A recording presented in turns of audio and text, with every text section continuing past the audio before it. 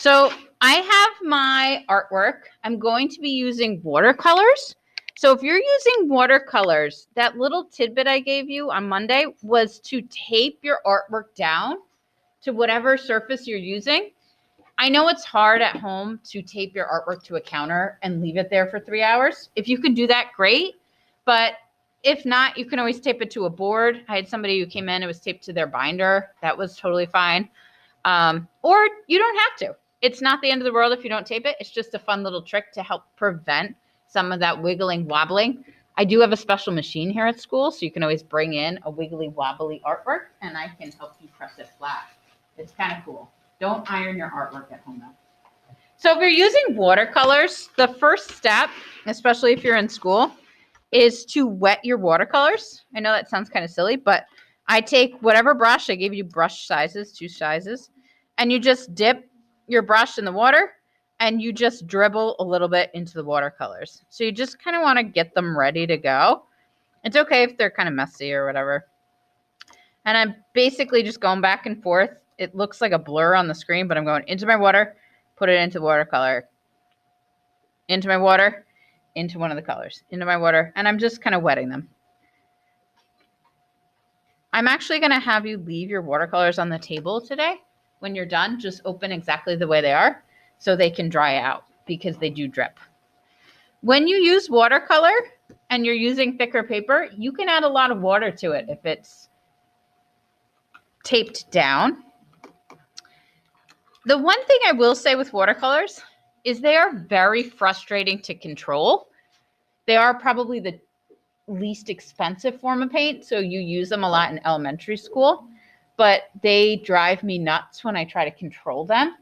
So you don't have to do this, but I will often let my watercolors go out of control on purpose. So what the heck is she talking about? So here's an example. I'll put some watercolor in this little shape here. I actually just painted it with water. I don't know if you saw that. And then I'll pick a color and I just kind of like touch it. I play around. Sometimes I'll put 2 colors in there and I just let them do their own thing. It's kind of like dyeing Easter eggs if you've ever done that. I'd let the colors mix and blend, or sometimes I'll jump all around so they don't touch each other if I want a little more control. But just know that watercolors are not the material that most artists use when they're trying to make a very realistic artwork. This isn't the material that we use. So your elementary teachers have been deceiving you.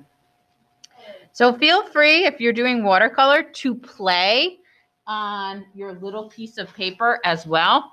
I put a tester paper there. You could totally take this with you if you want. And feel free to just play and test out your colors. You can use your big brush, your little brush. You can do combinations. And if things get messed up with watercolor, try not to stress about it. And when they're dry on Monday, you'll just go back and you will color over them, paint over them, whatever you want. Don't be afraid to mix your watercolors. Don't be afraid to mix them on the top of your tray. That's a little mixer palette. Don't be afraid to mix them directly on the paper. And I tend to do a lot of colors, but you can stick to just a couple. You can just do cool colors. You could just do warm colors. You could just do your favorite colors. You could do every color in the rainbow times 10. It's totally up to you what you want to do today. You can also just play with your extra little piece if you want to. So have fun. Try not to be too controlling if you're using watercolors. And know that even if you are a controlling person with watercolors, that on Monday, you can totally dominate them and do different things. You also don't have to stay in the lines. So maybe you have some shapes, but you don't have to paint inside the shapes. You could do whatever you want. Maybe just go with the feeling. Feel calm. Dominate your stress. What? Yes. So if you're in school, I put a little watercolor paper next to you. Those are just practice papers. You can throw them away. You can keep them. You can ignore them, whatever you want. But I wanted you to have some tester paper just to play.